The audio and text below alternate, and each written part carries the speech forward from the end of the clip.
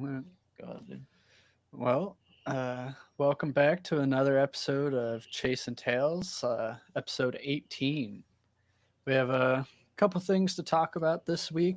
Last weekend we had the Mott Lake Regatta in Flint, Michigan. This upcoming weekend we have, or in a couple weekends, Yeah, quite a while actually. yeah, we got a break. But San Diego have some fun news about that, and the next HRL event here coming in a couple weeks, Bahornwall Yep. Season Of, finale. yeah, season That's going to be finale. intense.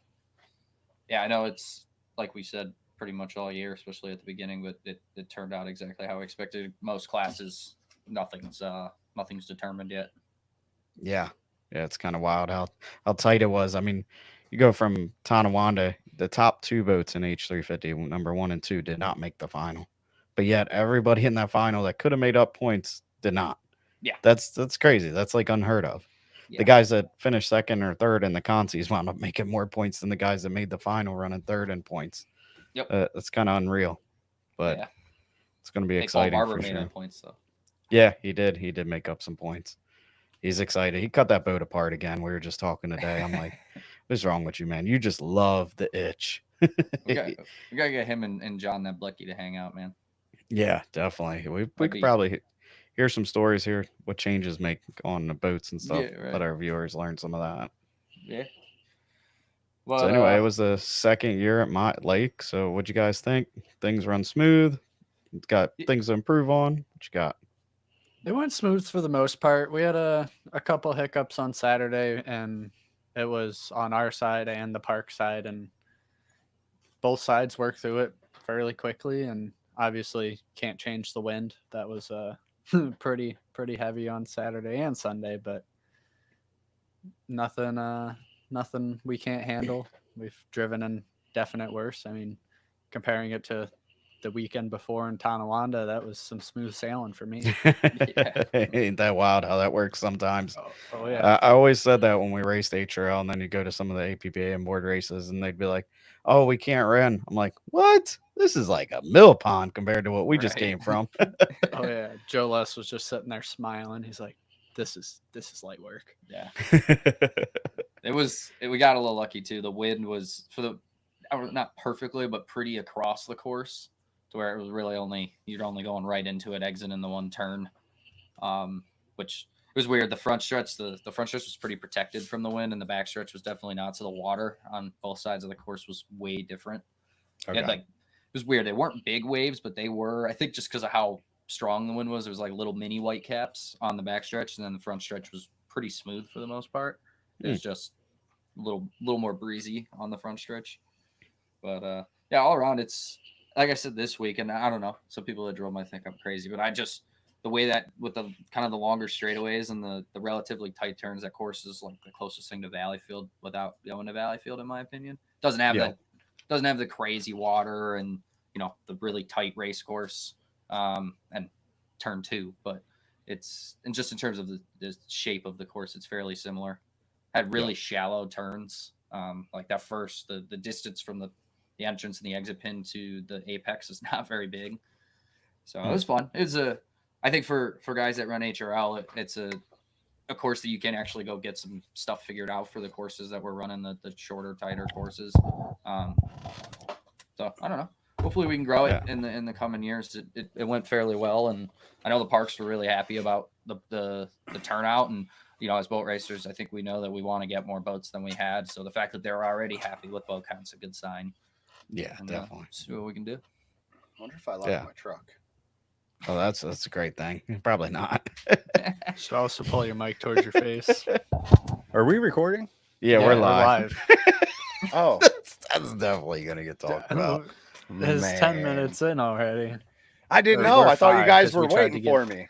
We tried to be nice. We gave you 5 minutes. Yeah, we couldn't be too late. Then we No. start getting people angry at us. Your mom already texted telling we were late. Who's going TJ? TJ be like, "Oh, I was on there waiting." Yeah, he I was. haven't seen TJ yet. Shoot, He's Kyle like, Bikes no, was there on he there is. yesterday. Y'all see his post yesterday? He's like, Yeah. "Hey, podcast tonight." I'm like, wrong night, bro. That's what TJ How many of these Long have you day. been on? You haven't figured this out? Wrong day there, bud.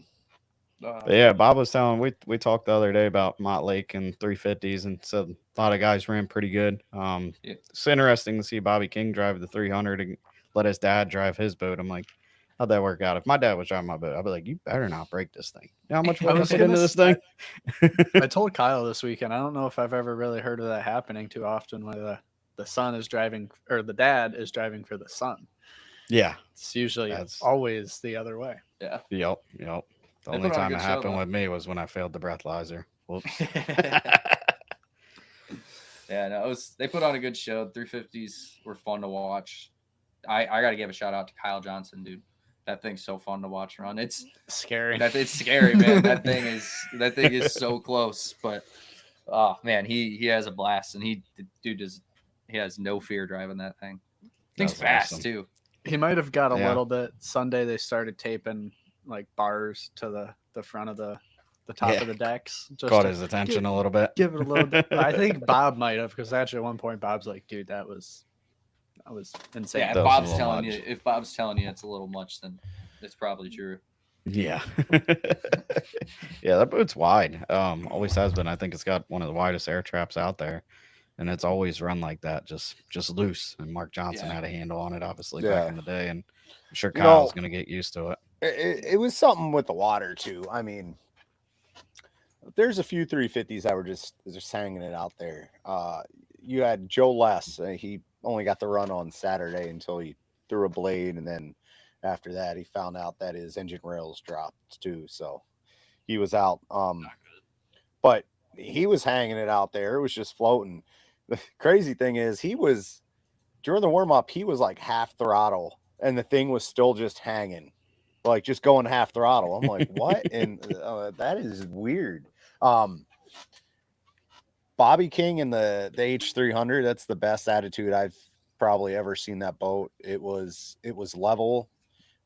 There's a couple times he was just hanging it down the front stretch, and I was doing his radios, and I was like, "Hey, bud, you're hanging her out there a bit, just let you know."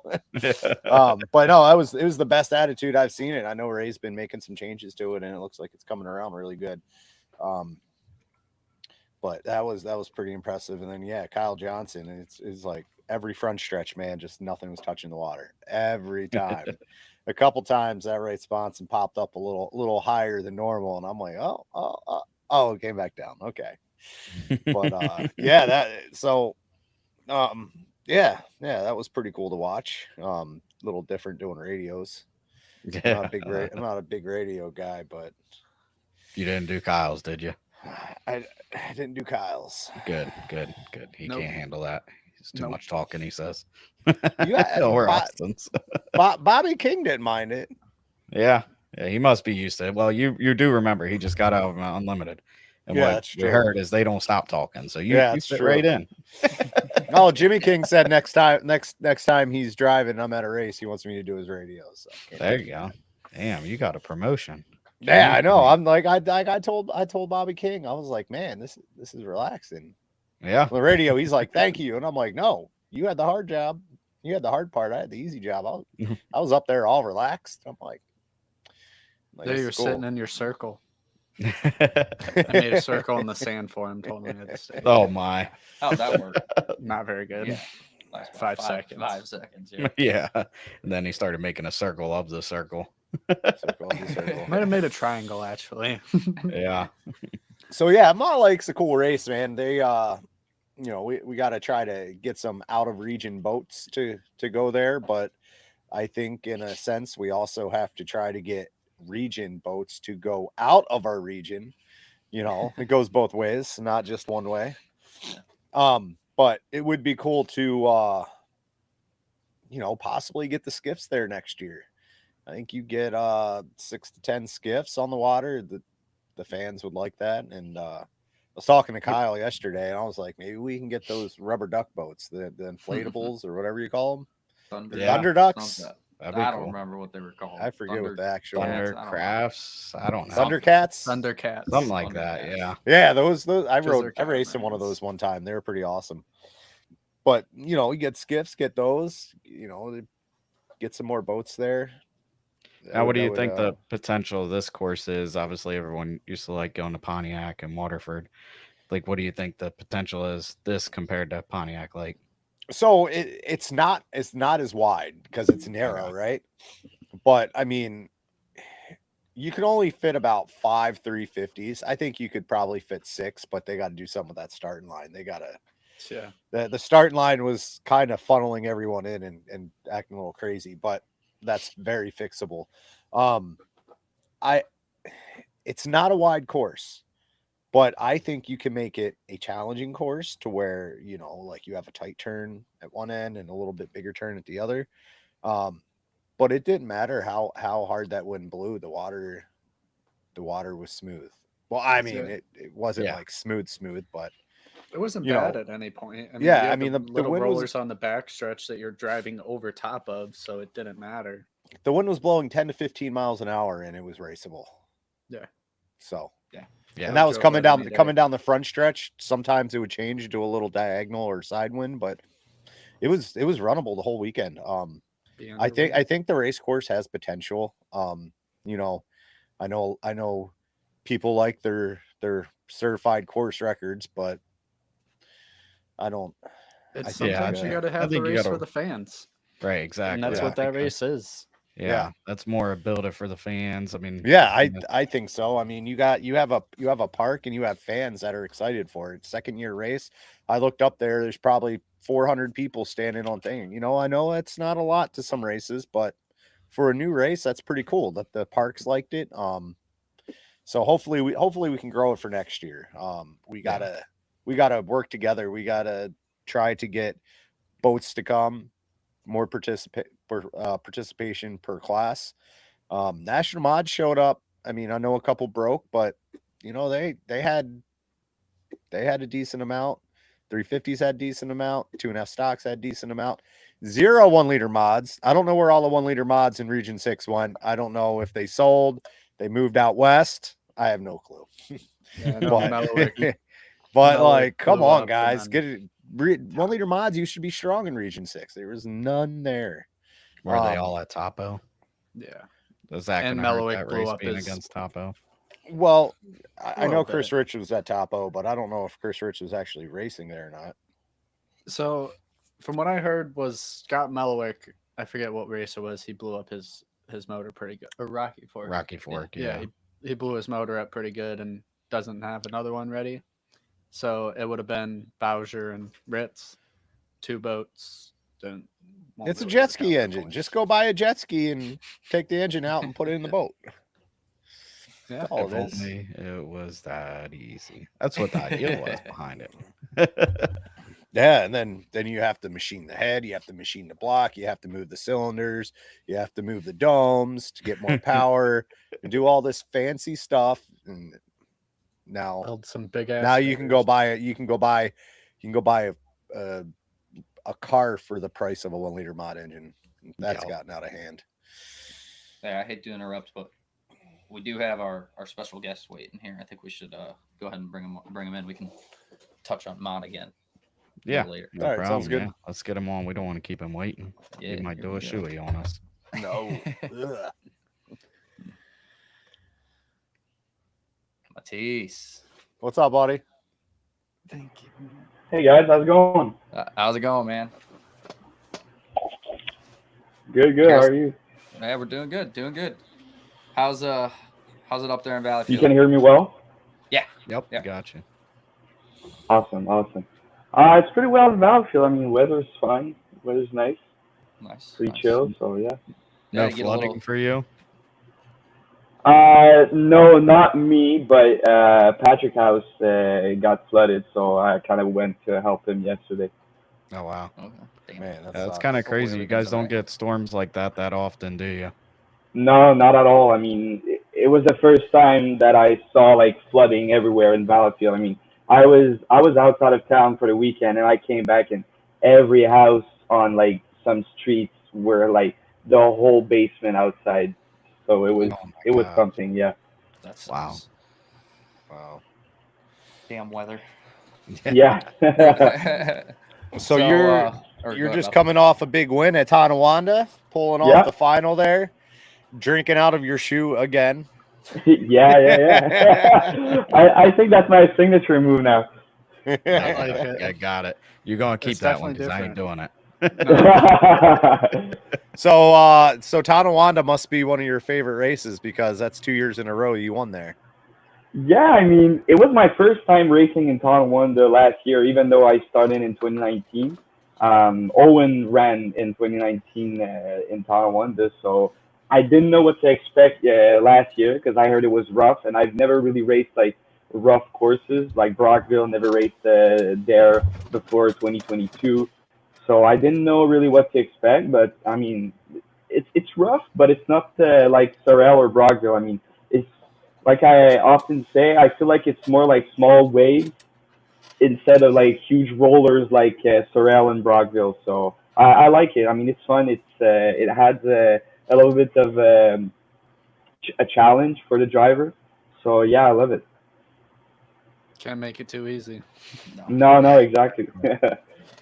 Yeah, I I think that's agree. It's definitely Tonawanda is one of the predictable race courses. You know, past start finish line is going to be rough. You know, the first turn's going to be rough. Down Yeah. the back stretch, you're fighting the current, but I mean, it's predictable. Where Sorel, I felt like this was my first year there. It's unpredictable. You never knew when you were going to hit one of them big giant rollers and go flying. Yeah. No, Sorrel is rough. It's something. kind of just hope a little bit there. Yeah, exactly. Just hope you don't catch the wave wrong. No, but boat looks like it's came a long way this year. I mean, it was fast last year, and I don't know what type of changes you guys made other than paint scheme or wrap for this year, but things really came alive these last two races. Yeah, I mean, we made a couple of changes on the whole this winter. We tried something new. We didn't know if it would work. Changed it a little bit right before Tonawanda, and the boat was running perfectly fine. I mean, it never ran like that great, so pretty happy with it. So not much of a change, but just enough to like make a huge difference in the driving because the boat. Everyone who had it before me had accidents with it. I tend to hook it a lot, and now I feel with the changes we made that maybe we got rid of that problem. So I'm really happy with it, and just hoping to keep going and not hook. Yeah. Yeah, man. I was really happy to see, like, I know we had our one heat together, real deck to deck, and I've never seen your boat so smooth in the turn. I mean, you were locked in, weren't bouncing all over the place, and it was fast. Yeah, I I wasn't agree. catching it. I mean, like you said, in the corners, it was a huge difference. And just from watching the video you guys sent me, I mean, I was just looking at the bolt all race long, and I was like, damn, like it's running pretty good now. I mean, the changes we made, like it works. Oh yeah, Nice. So gotta prior to love that that, video. were you fighting it a lot in the corners? A lot of people that are viewing it don't understand what kind of things you were going through that you were struggling with before these changes. What were you struggling with? I mean, like the steering cables were loose too, and we tightened them up in Battlefield. We thought it was fine as is, but turns out it wasn't. And like the first qualifier on Sunday morning in Battlefield, this is where I saw the huge difference and how like a hydroplane should be handling. And it just made a huge difference. Like Guillaume Charret told me like those are too loose, and he came back to me and was like, "So how was it?" And I was like, "It was awesome." I mean, I was feeling everything. It was like, "Yeah, you're making one with the boat now, right?" And I was like, "Yeah, you're perfectly right." And I've never felt this before because the steering wheel are always like this since as far as I can remember. So felt pretty good to finally be able to be comfortable in the boat and like 100% confident. I thought I was 100 confident in it last year, but now I mean, I just after a couple of years and experience and fine tuning here and there, I feel the boat pretty great and everything looks good from here. That's awesome. Yeah, that's good to Yeah, hear. that's how you learn. I mean, obviously you're a rookie, up and coming. It's your third year, I believe, and that's sometimes if you have a perfect boat, someone gives you a perfect boat, you don't learn anything. So it's kind of good to have those challenges. That's what we've been throwing at Kyle and Austin this year. Yeah, We're teaching them how to learn how to fly a boat and those kind of things. So you got to learn because now it's in your memory bank. It doesn't matter what boat you get in, whether it's 2.5 up to Grand Prix. you got that knowledge now of what a boat should feel like, what it shouldn't feel like, and keep on growing. Oh yeah, I mean we've learned a lot. So much. We had so much like little troubles here and there, and like everything happened to us on the boat, or almost everything. So now if ever we feel like something is off, we know how to like change it and make it work. So that's like you said, it's a learning experience, and we learned a lot the past 5 years. And I can't thank my team enough because they've helped me so much doing this and getting the boat to where it is now. That's awesome. Yeah. It's I know that's one thing that I'm sure Austin feels the same way, but especially with this year with the new boat, like I've really enjoyed like trying to dig into data, and I don't Brandon provides a lot of the information for me, but I've been trying to learn and like appreciate the learning process with the Yeah. boat. That way in the future it's not, you're just driving and let other people take care of getting the boat ready and set up the way you want. Like I'd like to, Brandon spent a lot of time, and Bob as well, in their racing career trying to learn different things, whether it's propellers, skid fins, different things you can do with the sponsons. And I want to start off that way in racing versus just only worrying about the racing. And it's been fun getting to do that, and I know he feels the same way. Yeah, of course. You have to. I mean, if you want to be competitive, you cannot just go out there and say like, "Oh, I'm just gonna drive the boat, hoping it'll be fine." You gotta learn the boat, how to do it, how to do everything on it. So it's a learning experience for every driver who comes in the hydroplane world. Oh yeah. Yeah. Now, one thing I feel like we got to touch on, obviously, you don't have to learn old school carburetors. You don't have to learn how to make them things go and jetting and all that stuff. You have the Honda. You were one of the first ones with the Honda. Yeah. How has that project evolved in your mind, being one of the first ones on the ground with the boat, with the Honda in a boat? Um, I mean, at first it was obviously it was brand new. Like we only have like data and information from a guy in New Zealand, I believe.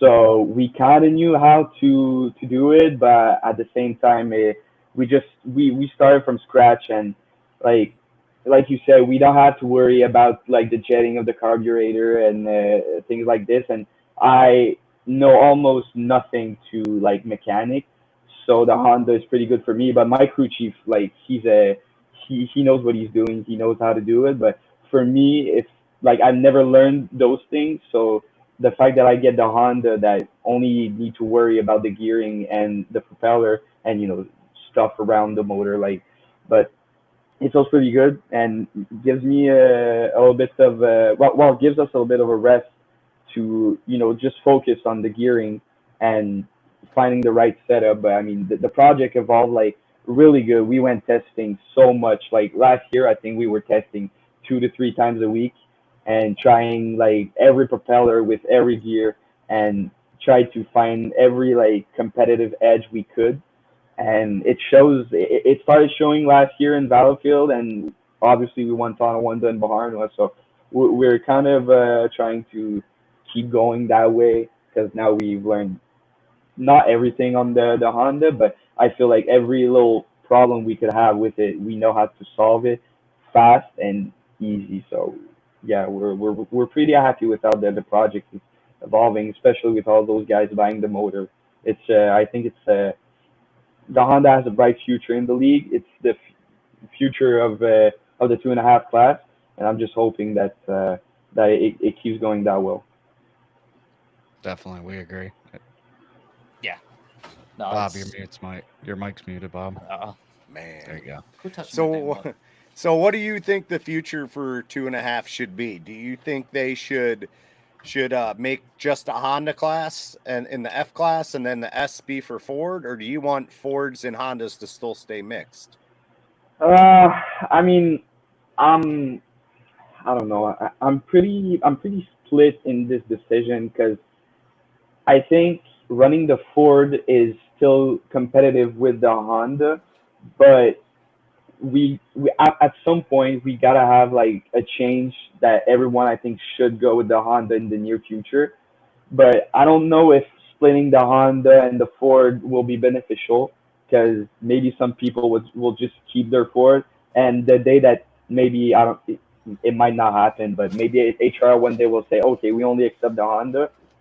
I mean, if there's like 12 boats with a Ford, it's pretty complicated for them to sell it now. Like 12 motors at the same time, like everyone will go for sale, or they'll just decide to keep it, just lose value. So I'm pretty split on the decision. I would love to see everyone running the Honda. I think it's a beautiful engine, pretty easy to work with. Um, and on the long term, I mean, it's pretty expensive at the beginning, but on the long term, I feel like it's way more worth it than the Ford that you always have to make a refresh every year, find the right timing, find the right jetting, change carburetor, and everything. The Honda is pretty simple. If you do basic maintenance on it, I mean, it'll last for years and years. I mean, mine has been upside down 2 times, and I flipped it 3 times, and it's running great. I mean, never had a refresh on it, just changing a couple things after those flips, but it's an awesome engine. I mean, you can ask for better, I think. So 5 years later, or 4 years later, whatever it is, you're still running the same engine? Yeah, I mean, I've been running the same engine since 2021. Oh wow, Wow. That's Yeah. awesome. that's pretty impressive. Yeah. Yeah, I that's- mean, That speaks volumes because you know you go to run a Ford for 3 or 4 years, you have you have a bad leak down, bad compression. Your cam's probably worn out. These Fords don't like to hold up to our high RPMs for a long time. So Heck, sometimes mid-season, yeah, Right. sometimes wiping Yeah. out mid-season. cams and doing all this kind of stuff. I mean, Yeah, you're so always that's having issues. so that's very impressive. You know, hopefully some 2.5 stock guys are watching and hearing what you're saying because, if you can go run an engine for 3 years, with your initial investment for 3 years, you didn't have to rebuild an engine halfway through the season or at the end of the season. So after 3 years, your money is already that yeah, investment's it's worth it. I paid for mean, itself. I mean, yeah. that's awesome. Well, and you said that you did a lot of propeller gear testing, but now that you're kind of fine-tuned, how many propellers are you working in between now that you have the advantage of the gearbox? I mean, right now I think we have 7 propellers. Yeah, 7 propellers. We're trying all of them. We're using all of them. Some we use a little bit more because we know what it gives us with that specific gearing, or just with different gearings, it gives like uh, different results, and it works for different circuits. But I mean, pretty much if someone starts in the 2.5 class and he says, okay, I'm buying a Honda, like you can have 2 or 3 propellers. You just buy 10 set of gears, and I promise you, you'll be running with those guys in front. You'll find a way to be fast and pretty quick. I mean, look at Jacob. He won Cambridge first first weekend out on HRL, except for Beauharnois last year, and he went out there and won almost. I think he only lost once that week, and he finished fourth in one heat. But the Honda is Yeah. pretty easy to to work with and learn it. So it's of course there's a difference between us 2.5 and F 2500, but I mean it's really fun to play with the Honda gearing and everything. So for And your it's fans, yeah. do you want to go ahead and just give your prop sizes out right now?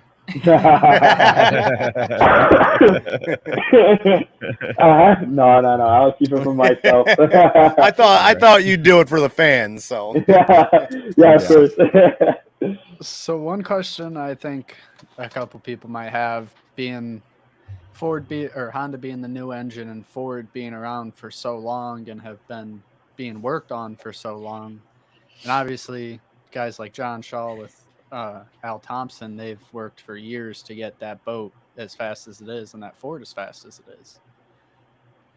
Being the Ford and Honda's competitiveness right now, do you think Honda still has a very long way to go to where it's kind of at its top speed, or do you think it's kind of there already and now it's just the small tinkering that all the teams will do and it will stay fairly competitive with the Fords? Well, I think the Honda hasn't reached its full potential yet. I think we might be close, but there's so much things we still have to try. I mean, we're still trying new things. Like just last weekend, we tried a new setup we never tried ever. So I think the potential is hasn't been reached yet. Right now, it's competing with the Ford, and you look at the top Fords in let's say 2500 with John Shaw, Grant Liddycoat, and everything. Like Eddie is fast with the Honda, but I mean they're winning against him. So I think right now the competition, if your Ford is set up right, you're right here with the Honda, and the Honda is right there with the Ford. But yeah, no, I don't think the Honda has reached its full potential yet. There's still work to do. And like you said, the Ford has been around for so long. I think it's been around for like 40 years, 30 years. Yeah, just about. So I mean, at this point, like it's a little bit, it's getting old, and we need a change. So Yeah. yeah, I mean, the Uh, Honda. I agree. It still has a carburetor. Yeah. My My dad bought his first OMC Cobra Ford before I was born for $500. Now they're way more than $500. so we have a couple questions. Yeah. First question from Kyle Bipes is what would it take to get you to go race in Madison, Indiana if they have 2.5 stocks on? Oh, that's a great question. I don't think it would take much because I know I've never went to Madison. I think it would be pretty awesome to go race out there. The only thing like that would be hard to maybe get there is like the logistic of it, like with work, school, and everything. But Yeah. I mean, I would love to go there. I mean, if 2.5 stocks can go there, I think we'll figure out a way to go there. Have you Awesome.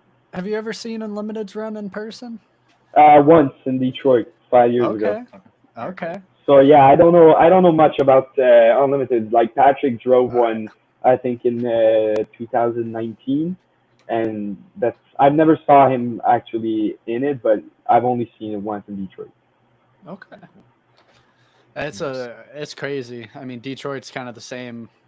I know that course is real close to the spectators, but I think Madison, it might be even a little bit closer, standing in those pits, having the Unlimiteds flying by, I don't know, 50, 100 feet from you. Oh, that's right. the best place It's to insane. watch. Yeah. All right, we got another question. Yeah. Does Bobby From- have a blankie? That's what we were laughing at when you were talking. We weren't laughing at you. It is cold. It is cold in this room. It's like 40 degrees. Like you got to keep it cold, keep me awake. Hey, Looks like it's still G and summer in Jane. Quebec. You didn't need to do the whole full Quebec thing in your basement there. So Jeff Ayler asked, being you're from Valleyfield, was driving a hydroplane a dream and a goal of yours? Yeah, for sure it was. I mean, when my mom started with Patrick, I mean, he initiated me in that world. And right when like they started, I mean, Patrick just told me like, when you're 14, we're buying a 1.5. So That's I was awesome. pretty excited about it. So yeah, it's been a dream of mine since I knew Patrick. I didn't know really much about racing before that hydroplanes. I knew what the event was, but I mean I was 7 years old, so I didn't recall much. But yeah, it's been a dream of mine since I knew Patrick, and he initiated me to it. I mean, he came to my school when I was I was like maybe 10 years old, and did a presentation of what's the hydroplane, and at the end, like he asked like who would like to drive an hydroplane when he's getting older, and I was the only one raising my hand, and I was like, me, I want to drive one. Hey, there you go. You made it a reality. So John Krebs, he's the one puts on the race in Tonawanda. And he said, can he quit drinking a beer out of his shoe? I have thrown up in my mouth 2 years in a row now while doing awards. No, I don't think I'll quit. I mean, last year I remember in Bahano, I won, and I didn't have any beer nor my shoe to do it. And I was right beside the Luppins, and they were like, "Where's your beer and where's your shoe?" I was like, "I looked at the trailer." No, you got to do it. So everyone was just running around to try to find a deer so I can do the shoey and on the podium. So I think I have to do it every time I win now. Yeah, I That's guarantee awesome. the Luptons at that point weren't offering their shoe because they probably weren't wearing any. No, exactly. Yeah. That's great. So you touched on Patrick being a big influence to you. How much has he helped now that you are driving and continue to help? How obviously he's one of the best in our sport, especially up there from Quebec. How much has he influenced now your driving style and all that kind of stuff? Yeah, I mean, he's been my mentor since I started driving. I mean, he's the owner of my boat right now, and he taught me a lot, and he's really trying to get me to drive like how he used to drive and how it was like maybe 30 years ago. Like my first year, my radios weren't working. Like I was going out there, no radios. Like it was never working. And he was like, "Who cares, man? I was racing 30 years ago, no air mask and no radios. You can do it too." he was saying, "This is how you learn to drive," and I was like, "Yeah, I mean, I guess you're right. Look where you're at now." Yeah. Yep, for sure. Yeah, That's we've gotten great. a few of those lessons too from those two right Those two, there. yeah. Yeah. I mean, Yeah, you have sometimes to you gotta learn from learn how the to. old guy. Yeah. Yep, Yeah, you right. gotta fly solo. I think that's the radios are a great thing. Great to hear everyone talk, but there are some like Mike Grandel that talk too much. I'm sure you might have heard him on the radio once or twice. Well, It's he just did my radios back in 2019. oh, that's Oh, why we wow. see you improving so much after that. He stopped talking. Oh damn.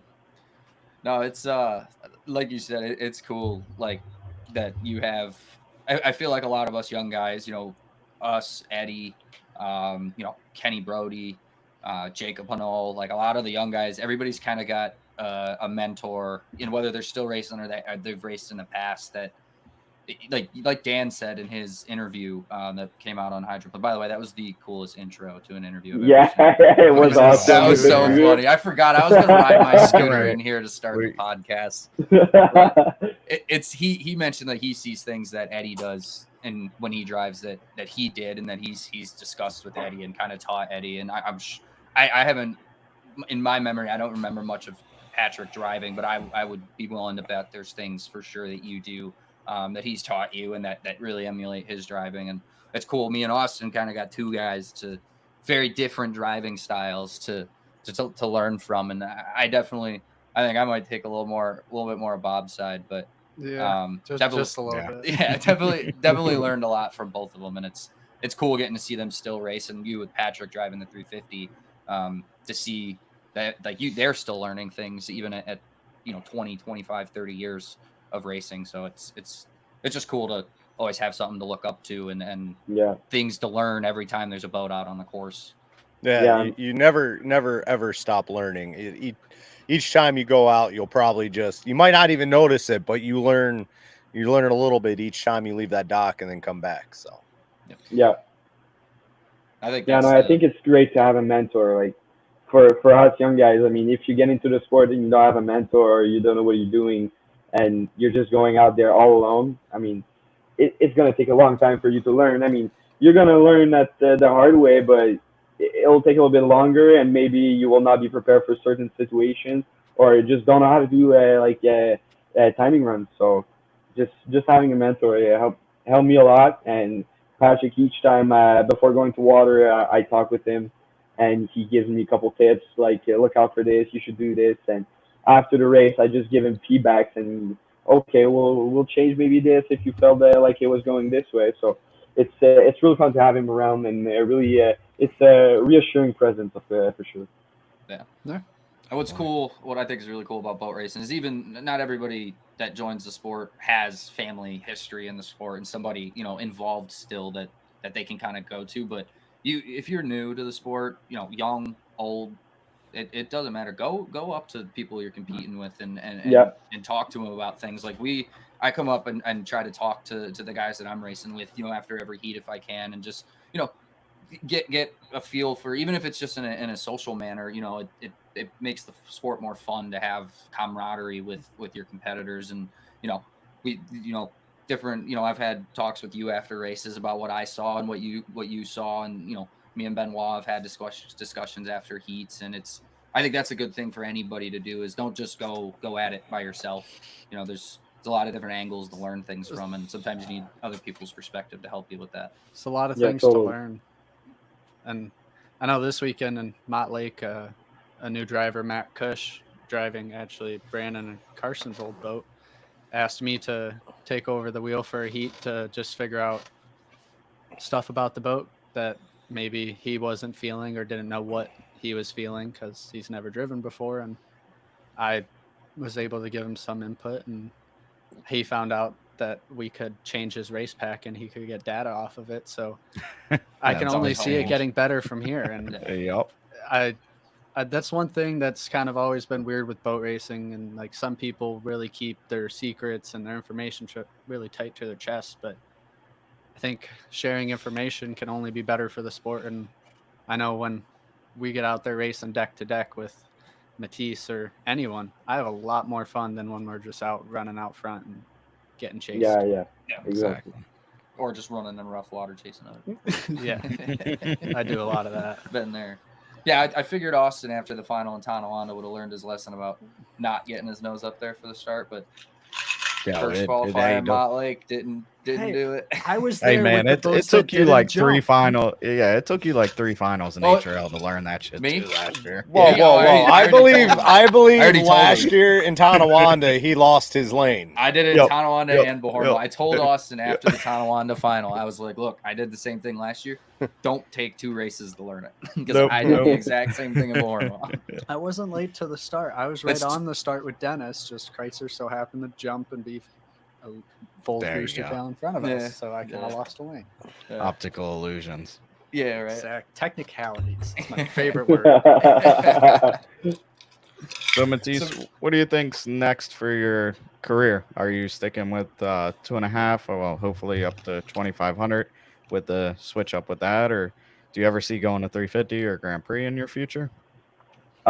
Maybe in the future. I think right now I'm gonna stick to 2.5. I'm hoping to have a good weekend in Barno and maybe be able to go to in the 2,500 class.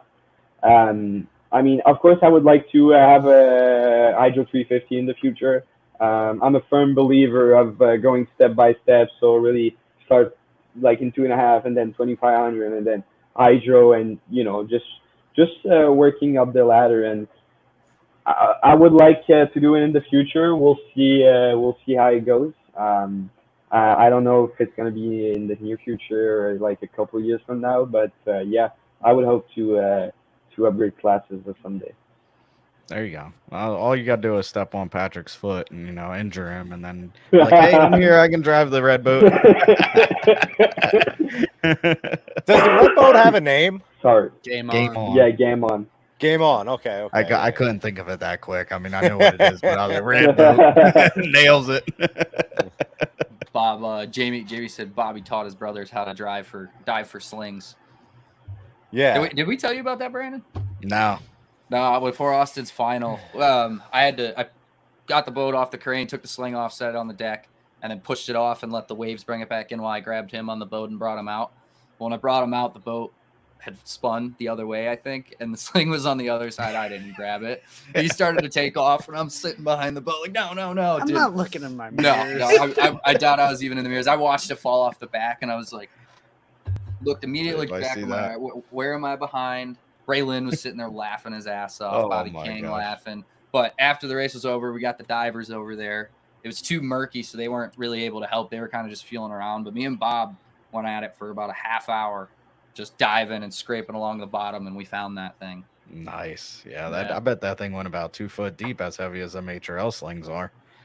No, so it was actually the ground there was actually fairly firm, and it was like pure sand, no rocks or seaweed or anything, which was best case scenario. But yeah, it's funny. We had a little gallery watching us, just sitting there drinking beer, making jokes. And Jen- nobody Jen got was- video. I'm disappointed. Jen- This could have been Jen recorded perfect mine. Chasing Tails content. The diver found a GoPro, but sorry, it's not the GoPro from Tonawanda. What wasn't one of ours? No. The many we've lost this year. I know Ray Dong's got a few pictures of us out there diving for it. Oh yes, Oh, sure we'll get them in the next meeting. Yeah, so, but yeah, no, it. What do you? I guess this year, Mathis, what are some of the highlights? You know, not necessarily just from you yourself, but things you've seen throughout the HRL season. Any drivers or any heats? Any events that stuck out throughout the year?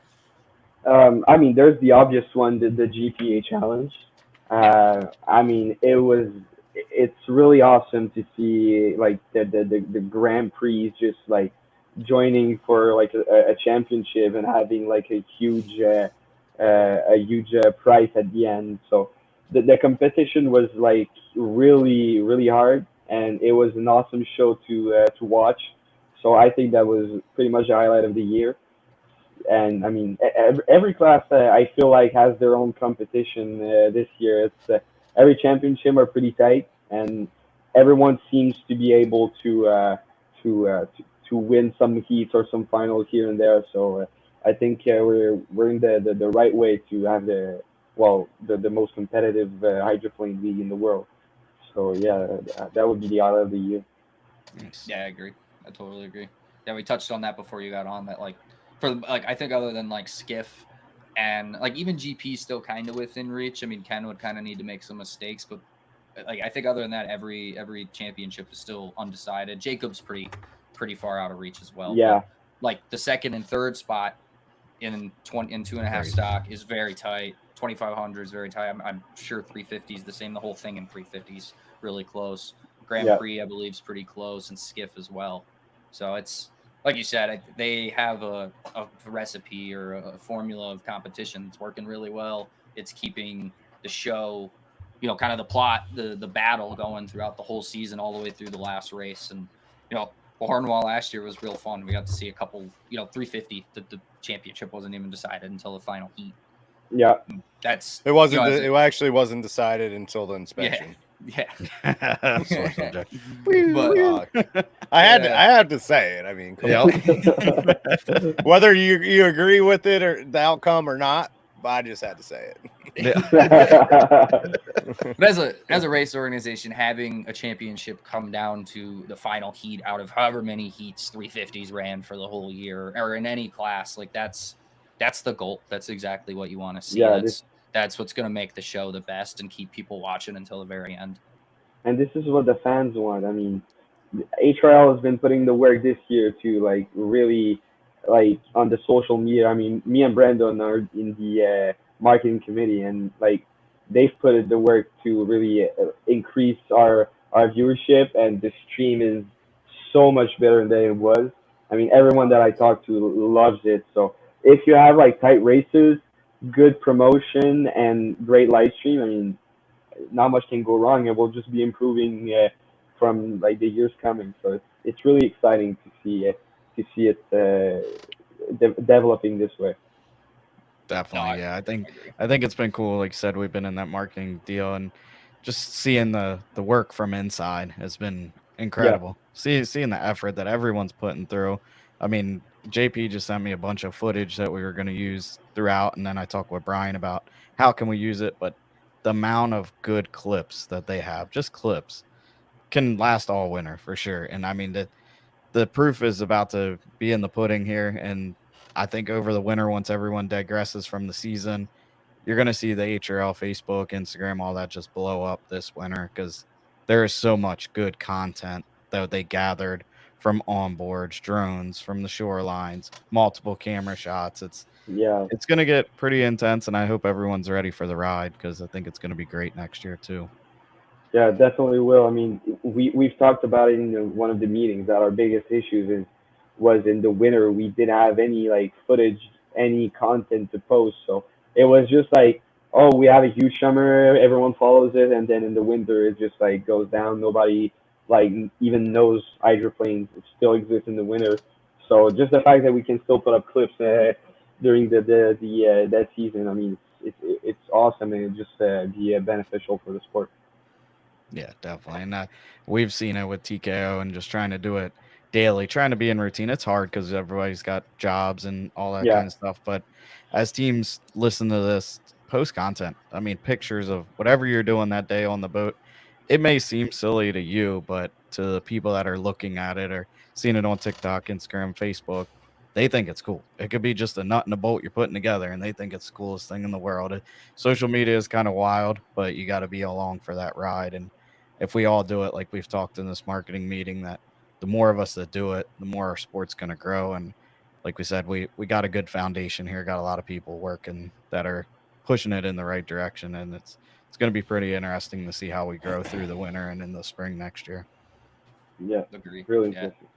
Another one too, like Scott Liddy coat, like just pictures at the dinner, like team meeting, like people love that. Look at the numbers on it, just those pictures. Yep. Like people just like seeing what the teams are doing, what the racers are doing, crew chiefs, anybody. And you know, as much as we want to race and it to be about the racing, like at the end of the day, there is a paying customer that we have to keep engaged and entertain in a way. And you know, we can have a good time doing it along the way, then it's good for everybody. I mean, even if Yeah. you just look within the sport, you look at people like our dad.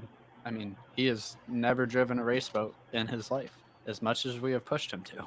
He hasn't. He just loves the sport. He loves putting a wrench on stuff, learning how stuff is, and that's in the sport. So outside of the sport, coming from, you get people with air or like plane backgrounds, boat backgrounds, everything. They're going to be interested.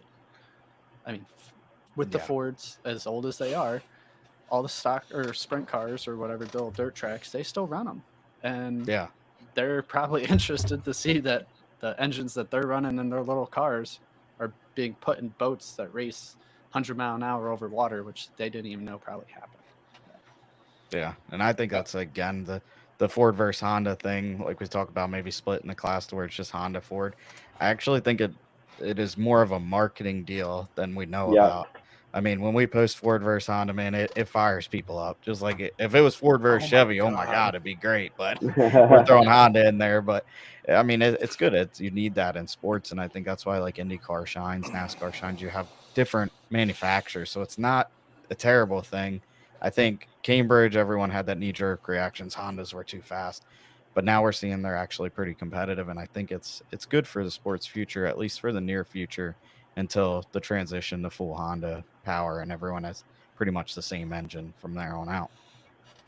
Yeah, I mean, like you said, this is a huge like from having a Honda, I can tell you like it is a huge marketing like importance. Like, there's so much people coming to my boat just because I'm running the Honda, and they saw me going out there, and I was like, why are you not making the same sound as everybody, or why is the exhaust that like not on the same side of every other boat? So people were just coming to ask us question about it, and we're just gladly explaining it to them because there's so much people I know that love the K20 and just are like huge fans of it. I mean, close to Valco, there's the Honda Fest, and there's a lot of people going out there just to see like the different Honda engines. So I mean, if at some point I can go there with the boat and just like show it to everybody, like look at what we did with a Honda. We put it in the boat, and it's like awesome to see. It's running well. I mean, it's making a show. So, like you said, it's a really good marketing advantage, and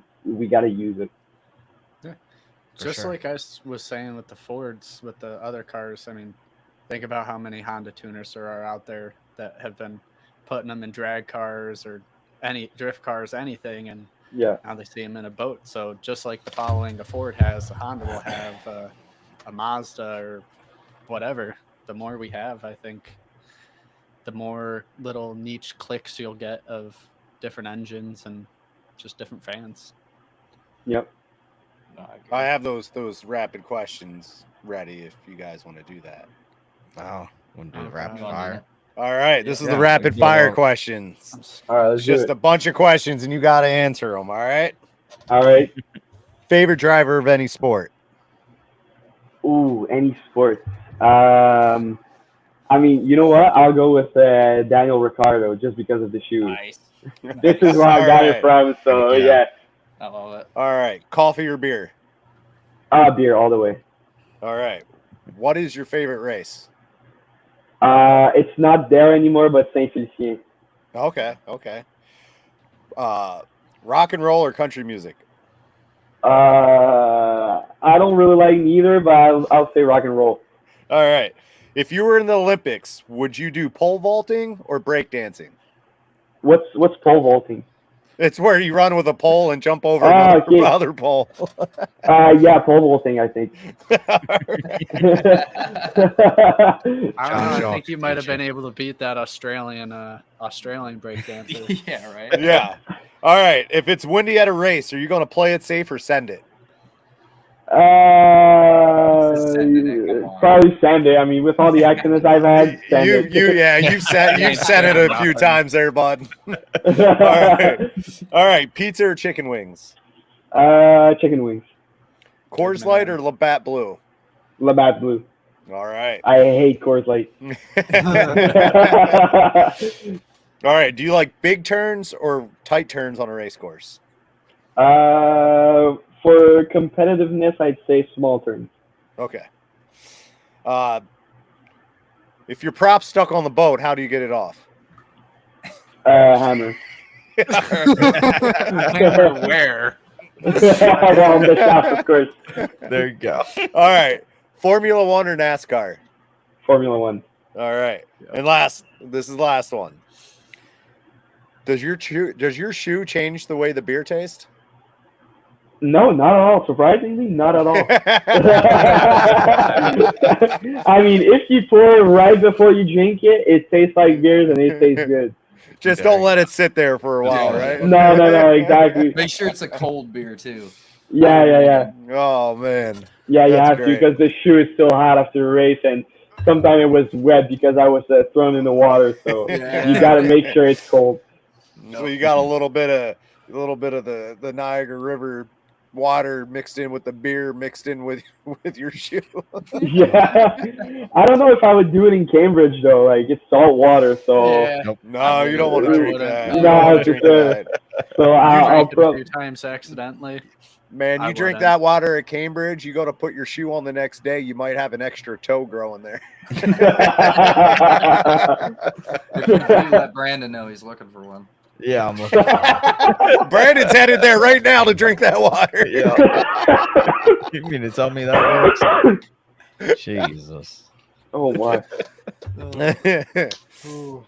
Oh, that's Hey, great. Matisse, we really appreciate you coming on tonight, man. It's you've had a good season, and I know you've got some big expectations here for Beauharnois. Like we talked about the other day, the basically like I think it's fifth through second is 20, 25 points apart. So we got four heats. Yeah, one breakdown, you're out of it, or you get last place in the heat. It's going to be a lot of Got a competition. penalty, anything. Yeah, so I wish you guys the best of luck in preparation for the weekend. I'm looking forward to getting back out on the water with you, and I hope you guys enjoy the break you got up until the end of August, and enjoy it, and then let's kick some ass when Beauharnois comes. Yeah, thank you, man. Thanks for having me, guys, and excited to for Beauharnois to have a little competition again, like me and Austin had. Yeah, absolutely. Yeah, that was an fun, awesome man. race to watch, both of you.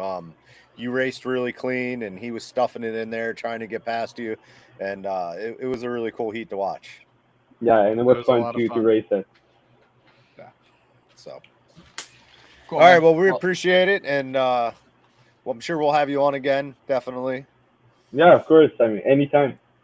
Yeah, we will. We'll see you here in a couple weeks, man. Yeah, thanks for having me, guys. Yep, Of course, see you, bud. Take care. Take care. Have a good evening. Yep. You too. You as well.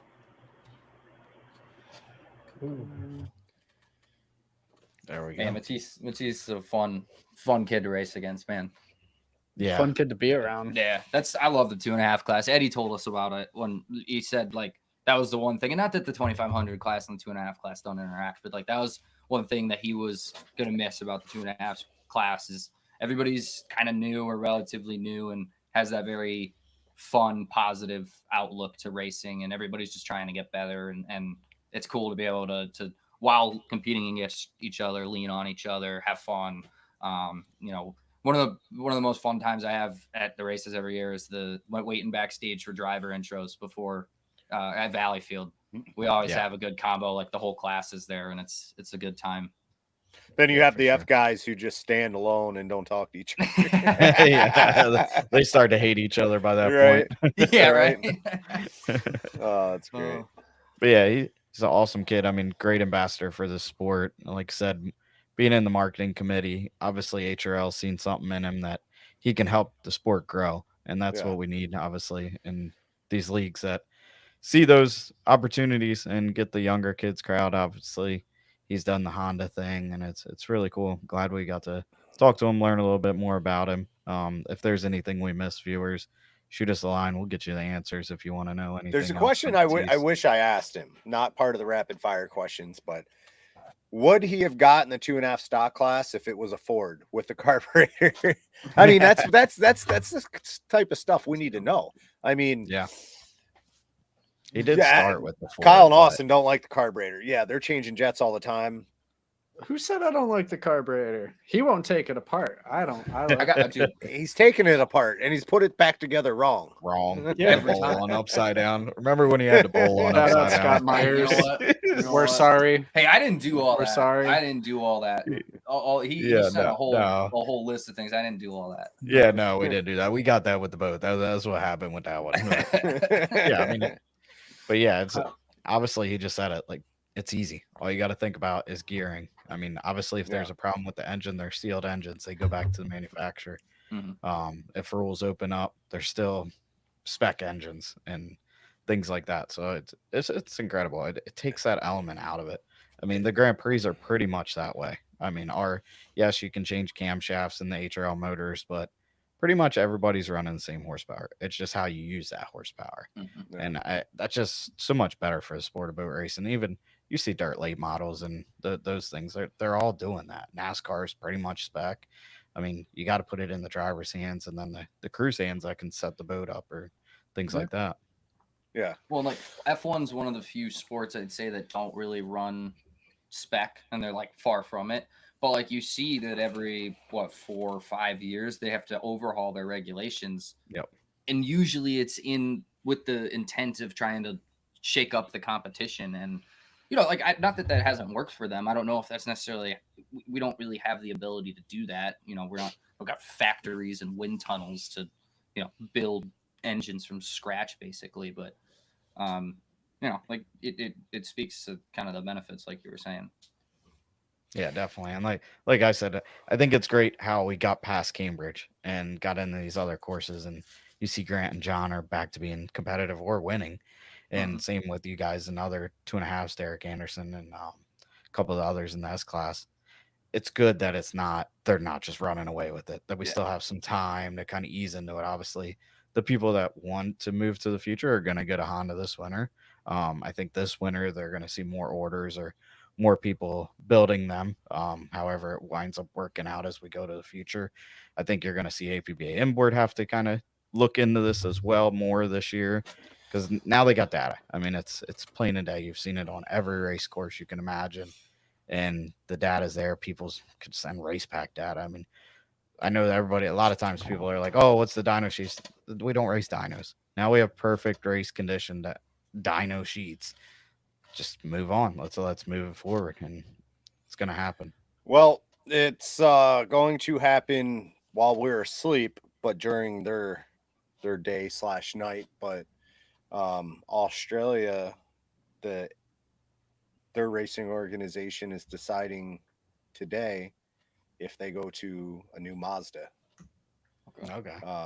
So they sent we sent out a survey earlier this summer, and they took that feedback and they're looking at it. And the reason they wanted our feedback is if APBA or HRL ever decides to need to switch again, or possibly APBA switch to, they wanted to try to be on the same page.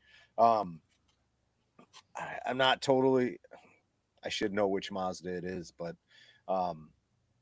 they got feedback, and they from all the surveys that they sent out, and they tried to find the right engine from all the surveys to appease everyone. So we'll see if it passes. That'll be quite interesting if it does. I think they're long overdue for a new engine, just like APBA is. So that'll that'll be very interesting. Isn't the Australian League also a PBA? APBA, yes. Yeah. Yeah. Okay. Yeah, So, but I don't know. I don't know APBA in that. general. Yeah, I Yeah, don't. They're not It's got to be connected. Australian Power Yeah. Boat Association. Yeah. Yeah. So I think next on the list, let's talk about San Diego a little bit. Let's get that going. I know that's still some time away, but So how many Grand Prix? it should be They're 13 looking Grand like Prix 13. and I think 6 unlimited. Yep. That would be cool. And then you Yeah, also I mean, should buy 1 liters, maybe. Yeah, 1 350s and liters 2.5 stocks. I No, don't no know. 350s this year. I'm not sure about No? 2.5 stocks, but they do have flat bottoms going, I believe. And 1 I think liters. the K boats are Okay. going. Cool. But yeah, I mean, 13 Grand Prix to San Diego.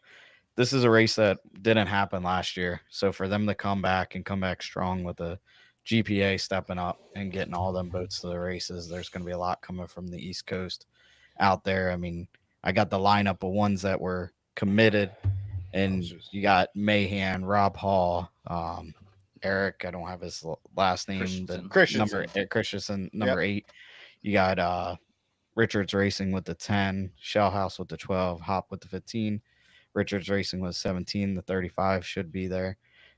Ken Brody, Mike Grandel, and then Ed Thompson's 135, and both Luptons are also making the trek back out there as well, coming back from New Zealand and going to go out there. So it's going to be intense Awesome. racing. That's awesome. Now, And what size course does the GP race out there?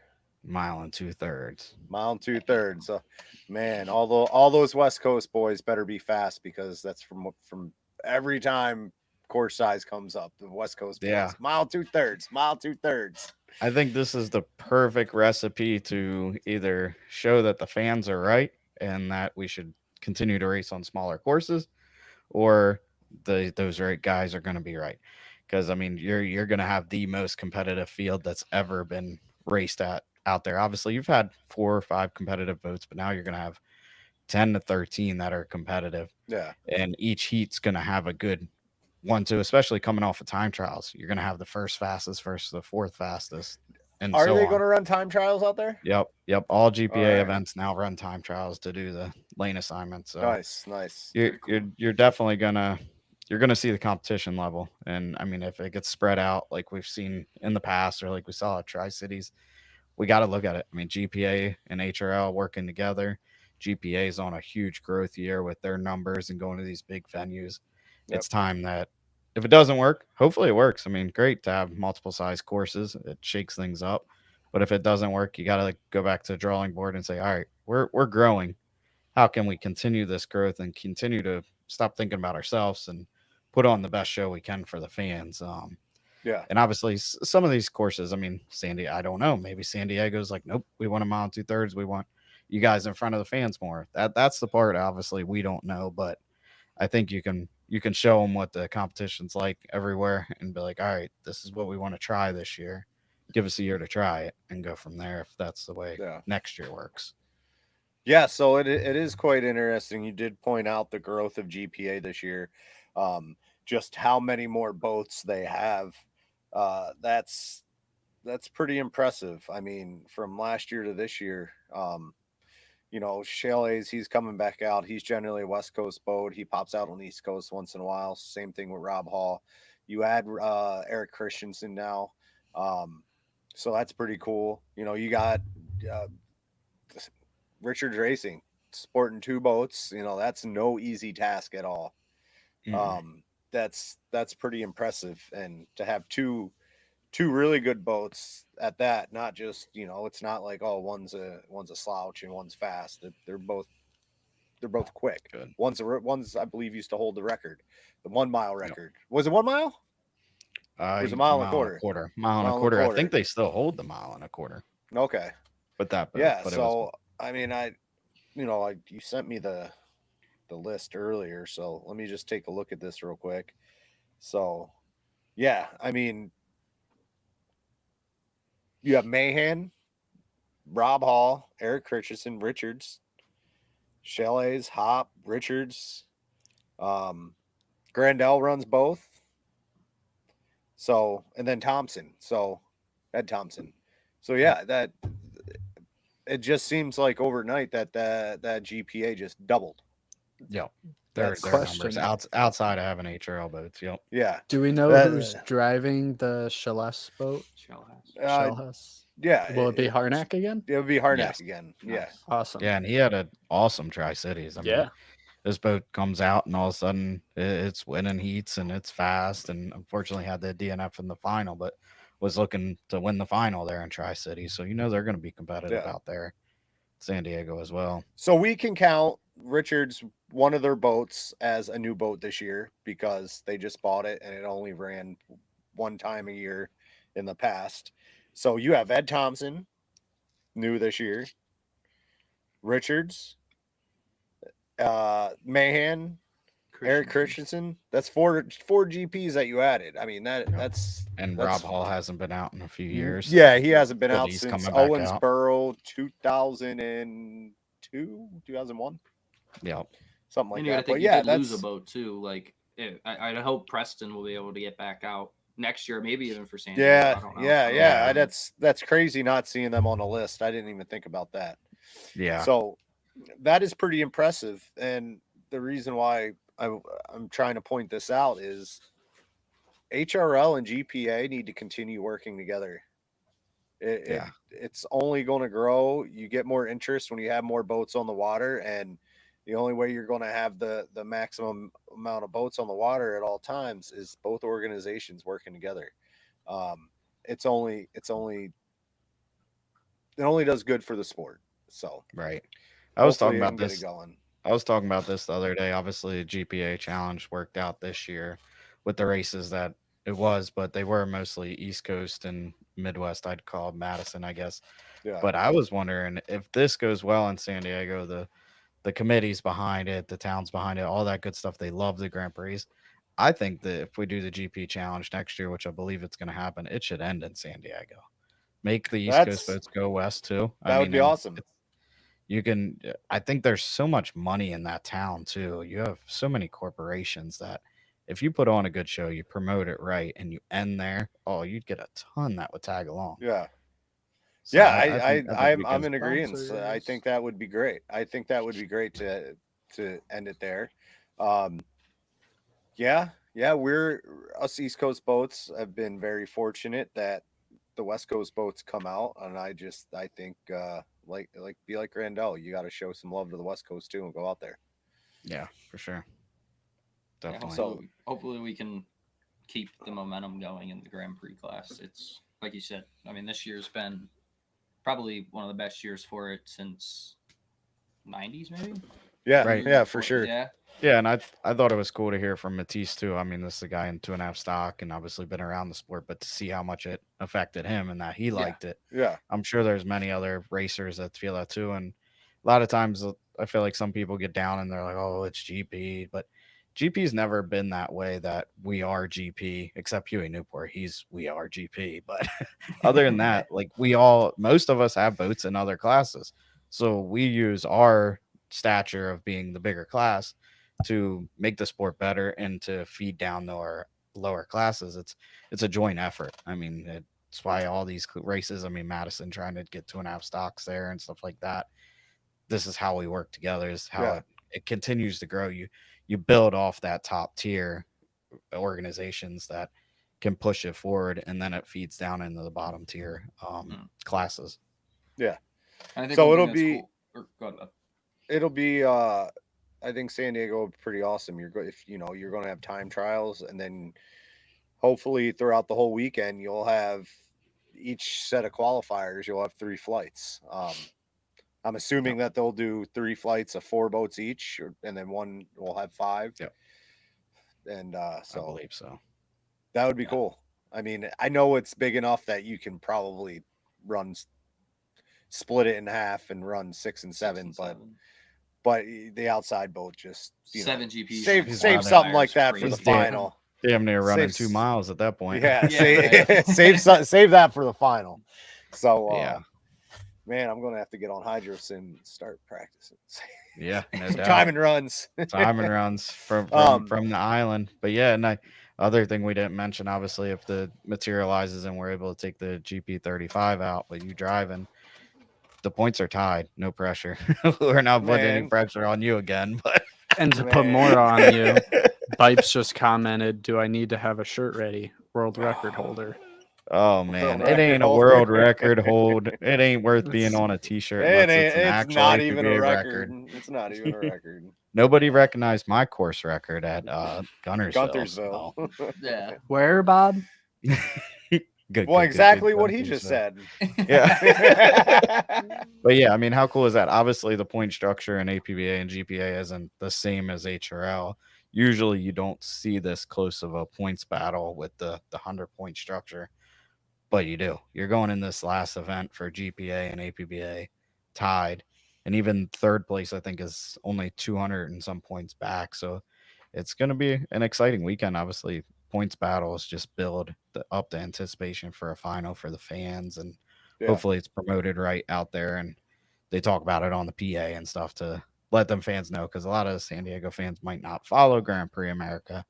Obviously having that points battle will help them want to see everything, want to see every heat, see how it plays out. And that, like, having those kind of plots already within the racing help the announcers and the people putting on the race kind of share an entertainment factor, versus just commenting on boats going around in a circle. Not that that's all it is, but to somebody that doesn't understand the sport, might be watching for this first time, it can be seen that way. But to be able to point out, like, this guy's chasing this guy, they're tied in points, this heat puts one of them ahead of the other with 2 races to go in the season. It's something to engage people, as much as we want fans to love every boat. Like, when they are picking a boat that they want to win, like, that's good for the sport. If everybody's got a boat that they want to win, that's good for the sport. Think Yeah, about for merch sure. sales for NASCAR. Yep. It's insane.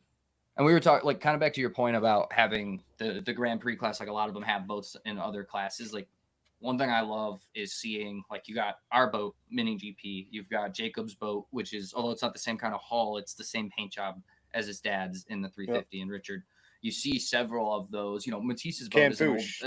Canfouche. It's an old, and Kenny, you got Matisse's boat is an old rendition of Patrick's GP when he was driving. Yep. Kind of a combination of a couple. Like, that's something I think fans, especially ones that stick around for a while, enjoy. Is they're like, oh, I really loved watching that blue and pink boat that Patrick Howard driving. Oh, now Matisse is driving that. That's another boat that they're engaged in watching. So I think it's really cool. Look aspect at of the sport. Look at the Strong Unlimited. They have the 1 liter stocks. So Yeah. that's pretty cool. I mean, Carson Kelly's got to just be pumped. He's getting in a boat that's painted like his dad's boat. That's for got to sure. be pretty. That's really got to be cool. an awesome feeling for such a young kid. Too bad they turned around and got a new sponsor and painted his dad's boat a different Yeah, color. exactly. But maybe the T-boat would be painted differently next year. Yep, we'll exactly. Something like that. That'd be a Yeah. cool looking T-boat if they throw that paint job on it. I'll tell you that. Yeah. Oh yeah, definitely would. Be a lot of white T-boats. So Well, no, Yeah. because Dad's driving the red one. Red Or one. a lot of Red. Oh yeah. Yeah. Yeah. I can't keep track. Come on, there's only like 7 of them. Yeah. But yeah, other 6. things on San Diego that's pretty cool is they decided to try to build this thing up. They're doubling the tow money for teams. That's just awesome. taking a big step into making sure you get good boat count, get some of these East Coast teams out, obviously get the West Coast teams out of their area too, some out of their garage. And then I'm telling you, these people listen to Chasing Tails all the time, and we're making the difference in race sites. They're gonna have a Friday night barbecue catered for all the Hell GP yeah. teams by GPA. So I mean, I was talking with Brian Richards, and we're like, we've been so busy this season, all those teams, that you might talk, but you don't sit down and talk. You don't take that night to relax and chat and learn more about each other. And obviously, when we're crisscrossing the country like this, we don't know a lot about each other that are on different sides of the coast. So that's going to be an awesome opportunity. Laid back, last race of the year, BS, tell lies, lots of them. So I'm just glad they're doing that. And obviously, I think it's the Chasing Tails effect for sure. What year was Valleyfield this year? Like What year? consecutive year? How many years? Oh, Was it 89? This was the 79th. Oh, Next year's the 79. 80th. So next Okay. year's going to be huge. So Yeah. All right. So Jamie said Valleyfield anniversary should do throwback colors on the boats. They should have boats that'd do be cool. throwback. That would be really Nice. cool. That'd be really neat. That'd be That really would neat. be. Got to get some sponsor money Dude, for that. we're But I know it was the T-boat, but we're throwing back to your old T-boat, doing the the Tasmanian That was devil wrap. cool. that was cool. That thing That was was a cool wild. wrap. Uh, I've had that ideal for since I was like 10. I was like, I'm gonna have something with a Taz ripping the decks apart. Like I just wanted that. Oh, That's sweet. we were wrong. Next year's 85. I lost count. God Ah. dang. Tell me why you Still gotta say big that. now. Can't My count. first Valleyfield GP win was the 75th. Now I feel old. 10 years ago. Or- Holy crap. yeah, no, I think that's a really cool idea. I was talking with John, telling me if I ever own my own boat, I want to do kind of a scheme like that, like a throwback scheme where you get like every race club and every race has like their own logo. You know, like the Madison Regatta logo, the Valleyfield Regatta logo. Put a bunch of those on like a mostly white hull, kind of all in a line on both sides of the decks. I think Oh, that'd be cool. Yeah, that'd be cool pretty design. sweet. So Yeah. I just got a text from Kim from Australia, and he says the engine that they're possibly getting is the 2.0 Sky Active out of a Mazda 3. Which is awesome. You drive down the road and go look for a Mazda 3 and you'll see them left and right. Our neighbor there's used to have tons. one. Yeah, there's Yeah. Scott tons wouldn't of have them out there. hesitated to let us throw it on the boat either. He would have been like, hell yeah, let's do it. Yeah, there's tons of them out there. So they're picking a very good engine to go with. I mean, APBA 40 years ago, whatever it is, went with the Ford, and they were in Ford Mustangs, Ford Rangers, that they were in tons of cars. So they're picking a good engine. It's an engine that's going to be around for a very long time. Either you buy it off the shelf, or you can go to a junkyard and find it, or you just buy a car and rip it out of your car. And Whatever again, you wanna do. it'd be nice to see. Obviously, you could do dynos, obviously, but if you could get it on a race course and see how competitive it would be with the Honda, that way you're not nixing that right off the bat. But maybe APBA would want to go a different direction. I know they've been kind of forced into a lot of the changes over the years with the strength of HRL and numbers with the 350 and the aluminum head with the 2.5. So instead of being forced into the Honda, maybe they could have two options and have option A, option B for a new motor. I know us with the Formula Enterprise and SCCA, that's what we ran, a Mazda. They were all spec engines. We had one with 84 weekends, so that's like 100 hours per weekend of track time, or not 100 hours, so probably 120 minutes of track time per weekend. Had 80 weekends. We put a new motor in, went slower. We took that out, put the old motor back in, and went out and was like second in the runoffs. So them things don't wear out.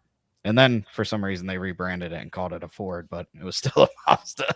I don't know how that all worked out. That's great. But yeah, it's exciting. I mean, the future is here for these smaller classes with these newer engines. I mean, it is time to get rid of these ancient carbureted dinosaurs. I mean, I can't say it enough. Carburetors should not be on anything racing. We are in 2024, people. These carburetors should be sitting on a shelf with a plaque on it that says dinosaur. Is anyone else shocked that Bob got the year right? I don't know why I expected. Hey him to man, get it. I was thinking. Yeah, Did you I see didn't the think smoke you come would. out of my Yes. ears? Oh, you I couldn't because saw I'm it wearing calculate. earphones. Yeah. Man, I'm like, can't get this year wrong. But Hey, that'd be yeah, I cool, mean, though. it's if ridiculous.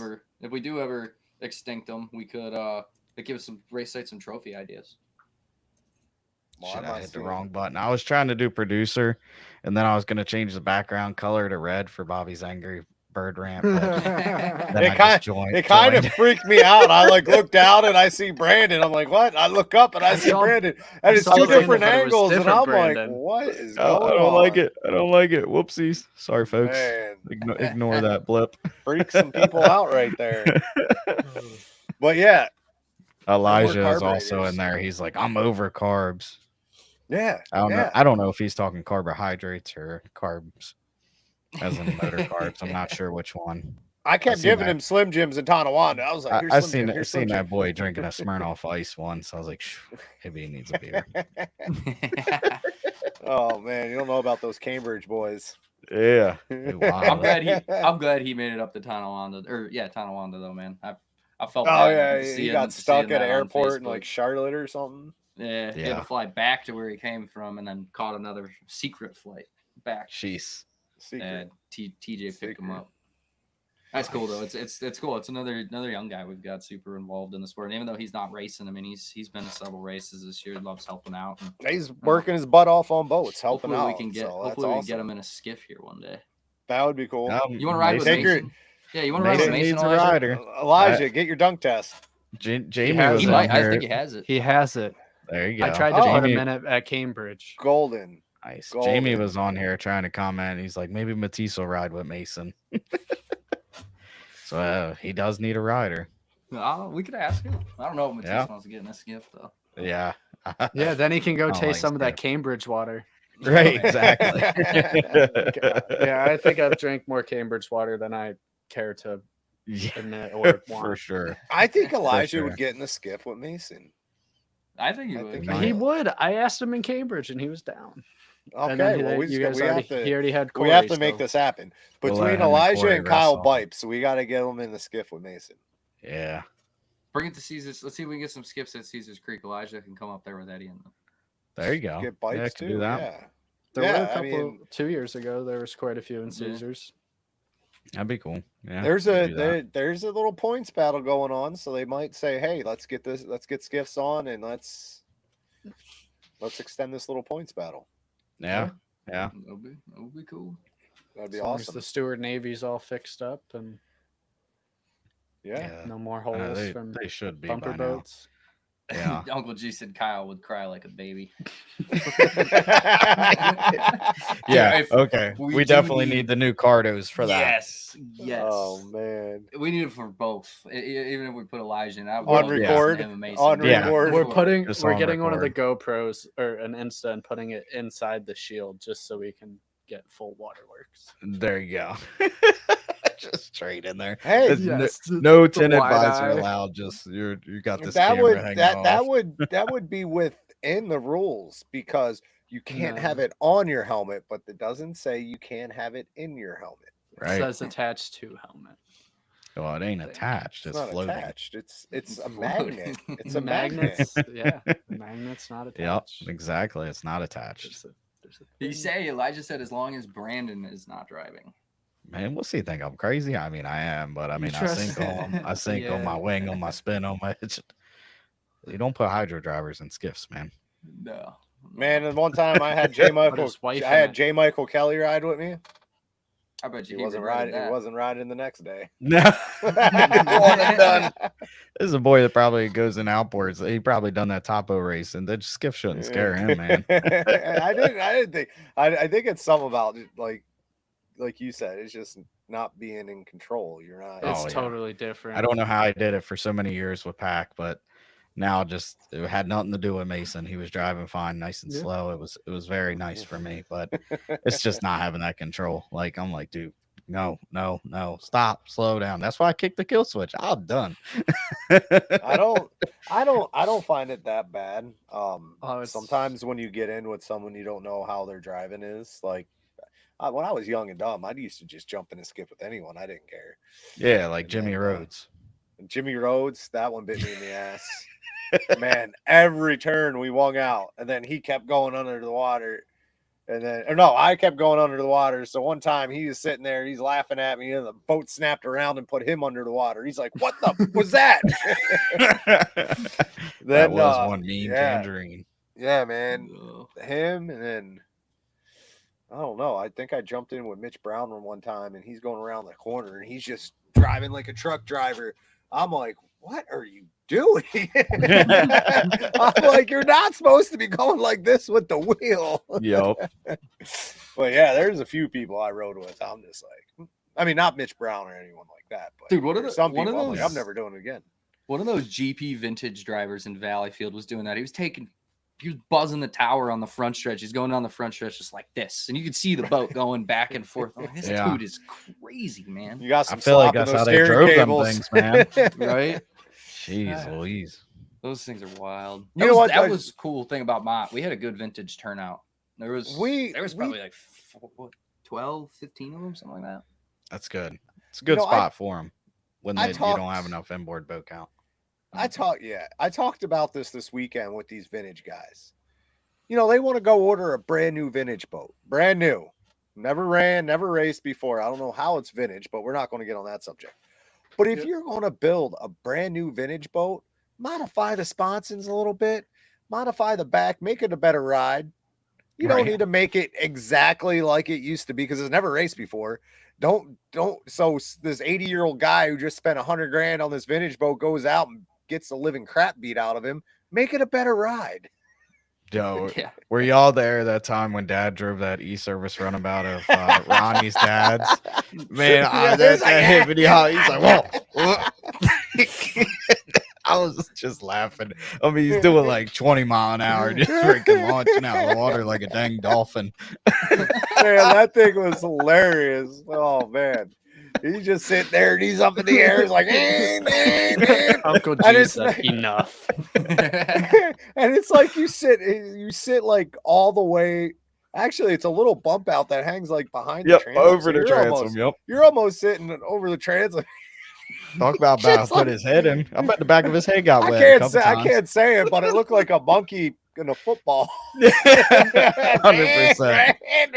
He was trying. He tried to keep his foot in it. I don't think it was working. Oh man, I don't know. It's a cool looking boat. It's a beautiful boat, but I don't think I could drive that thing. No, not after watching that. The steering wheel fell off, he said. Oh No. my! But yeah, I did all that I- bouncing. He probably pulled the release. Yeah, right. Yeah, I was watching some of those vintage guys, and I'm just like, I don't get it, man. I'm like, you see our sponsons, you see how smooth we go around the corner. Modify those things a little bit. You see that little skid fin you have on, make that thing bigger so you can actually grab that corner and go around. Like I'm like, That's Larry's next rendition. And then in about 5 years, he's gonna be like, "I got these upgrades for you guys. Everybody, bring your boat. Take me 2 weeks." wait, we never seen Bert Henderson do that. I will say I learned this weekend in Mott that the Barracuda was built in 42. Yeah, Wow. yeah, Holy that crap. The thing. condition of that boat for me, I'm sure it's been redone probably Yeah. pretty severely, but I mean that's crazy to see that thing in such nice shape.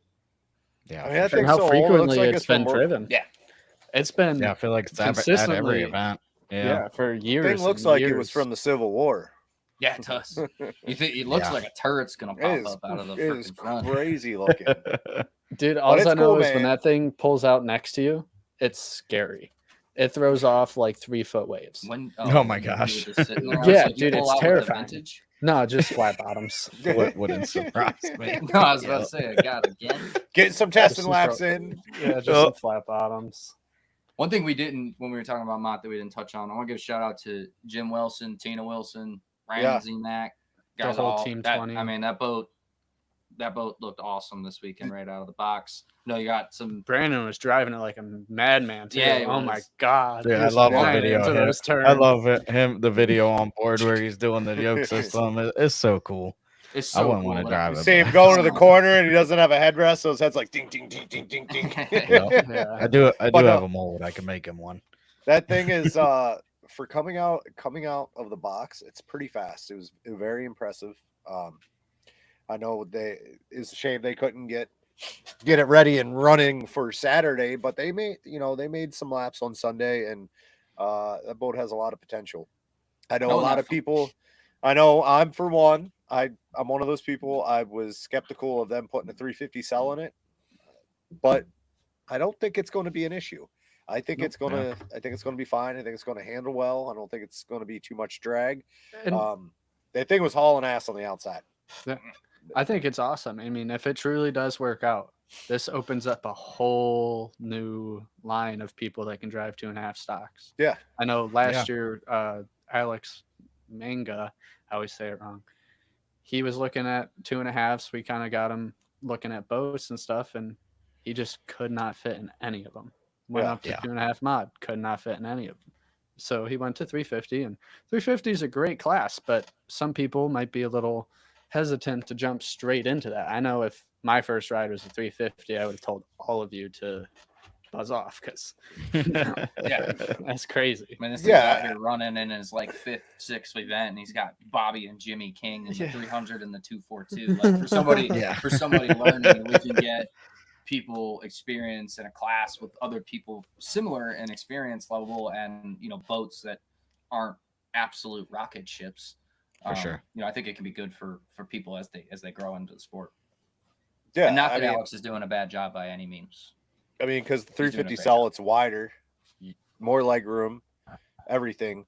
You can take someone who, say, isn't as skinny as Austin or you, and you can put a bigger person in a 2.5 stock, and they can still go have fun. I mean, I bet you Brandon Z-Mac weighs probably 215, 220 Max. maybe. Yeah. I mean, he's not fat. He's got he's muscle, but Yeah, he's Muscle big. and but he's tall. he's a heavier guy in a 2.5, and that 2.5 was moving. So Yep. I really do think that it's going to be a game changer for people who want to get in 2.5 but can't fit in that little Henderson cell. Yeah. Because Width-wise. they have the option to go to the bigger one now. Yeah, width wise, I mean, a lot of tall people can fit in them. It's got a ton of leg room, but width wise, I Yeah. mean, I'm tight in there and don't have the broadest shoulders, obviously. Yeah. So it's definitely going to be exciting to see. And I know there's potential of people already talking about changing their cockpits to either the one we have in or that one. So a lot of Yeah. people see it as a good option, safety wise and Mhm. room. I mean, just think about it, you guys. How much stuff you can put in there, the radio, the air bottle, all this stuff, and you're not like crammed in trying to get your Yeah. belts on. Like, You know how many Man, I love GoPros it. you can put I in can that move my cell? elbows. a lot. Definitely better to put them in the cell because if you put them on the boat, they're gone. The best part I like is just being Three able of to 'em. strap myself in. Like, I don't know. It's just me. I hate when I'm sitting there and I'm just like this, and somebody's just tugging on belts and Yep. like grabbing wires, and it's like, Bob's in your face, just breathing on you. yeah. Yeah. It's nice just being able to reach over, turn. Like, I can honestly love you, probably Bob. reach back and turn my air bottle on if I wanted to. I try Yep. to do that before. Not really trying to have to do it, but I Yep. can get everything taken care of by myself. Austin just has to sit out there and hold the boat, which is nice. With Austin in there, Justin said you can fit a fridge in a microwave. in Yeah, there. dude. Yeah, you can. Dude, It's I insane. guarantee you we could. Yeah. I mean, we're actually running into the issue. Like, I want to bring the wheel closer to me because, Yeah. like, I need to fill up the space. I have so much arm room.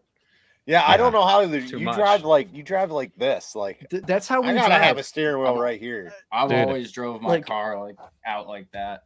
Just think of this, Bob. With all my car accidents, all the cars I've totaled, I've never hit an airbag. You've never hit the airbag? I've never hit the airbag. That's not good. I sit so Has the far airbag back ever and came out? lean.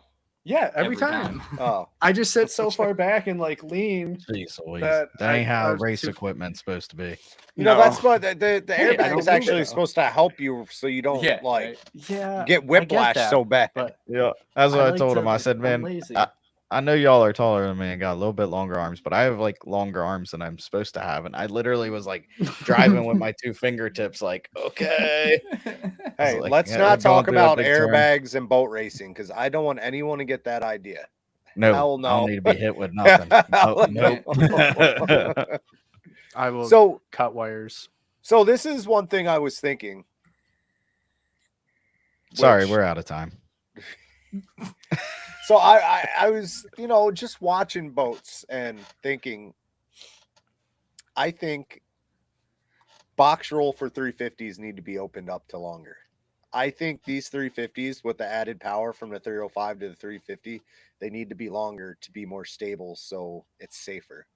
More safe. Sorry. More Yeah. safe. Not a bad idea. I think the box roll is hindering some type of potential safety there that you could have because a longer boat is a better ride. I was watching Roshan's accident and I'm like, longer boat could have avoided that. I mean, Yeah. some other things could have avoided that too, but that didn't happen. So maybe a longer boat,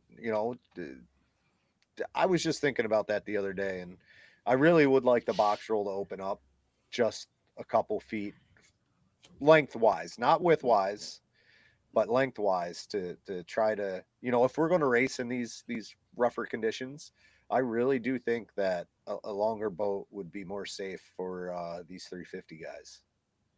Yeah, not a bad idea for sure. And it's pretty simple to make a boat longer. It's not a huge job to do that. It's not that, oh, my boat's short and this guy came out with a longer boat. It's junk. No, it is very inexpensive to lengthen a boat. Unlike, if you open up the box will roll widthwise, yeah, it's going to be That's a pretty huge expensive advantage.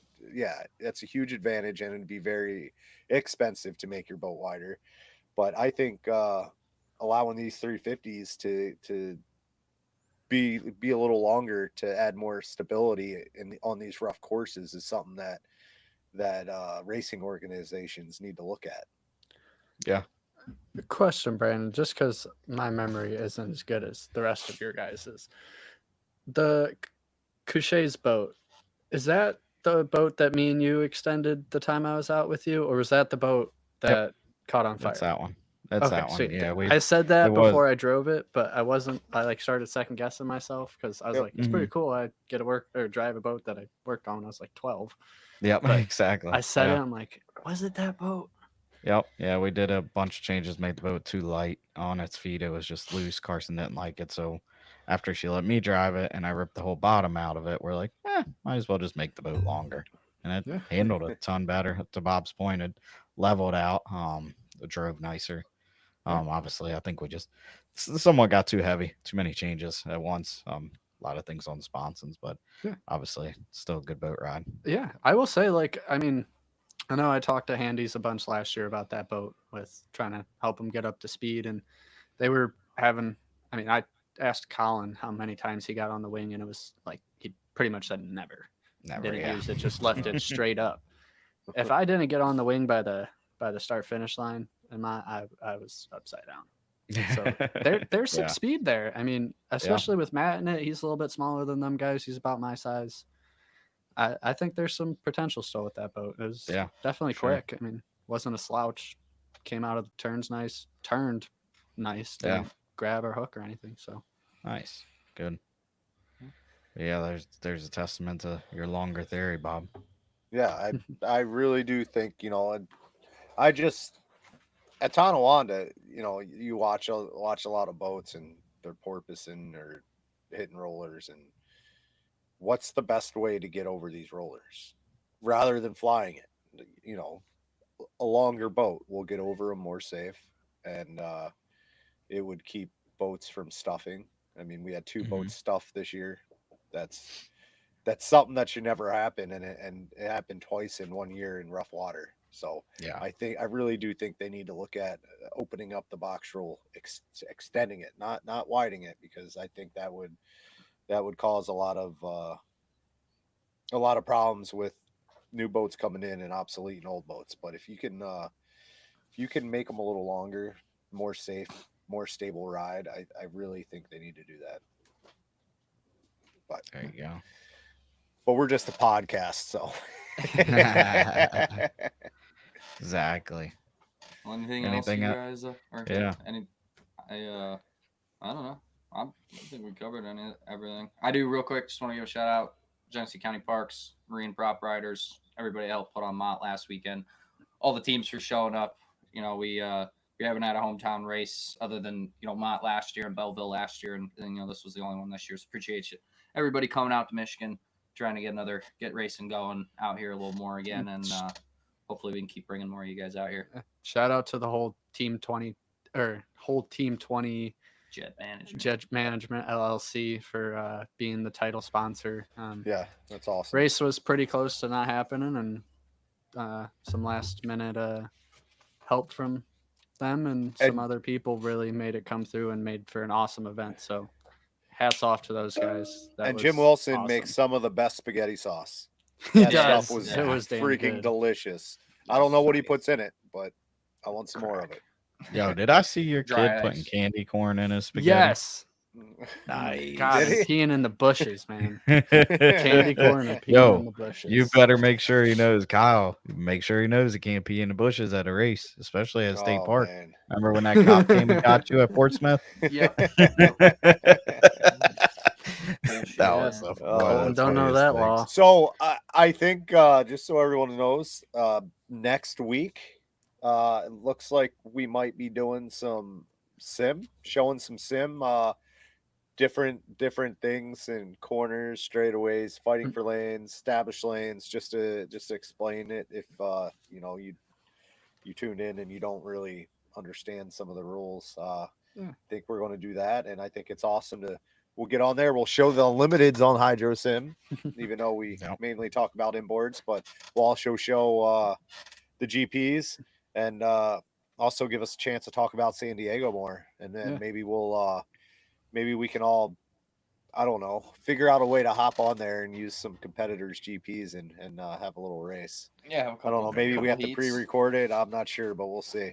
We might be able to pull it off. And to branch Dude, I off don't that think a I little can fit bit, anything else in this little room of mine. I can't get my steering wheel out. These kids got way too many toys stuffed in this little office.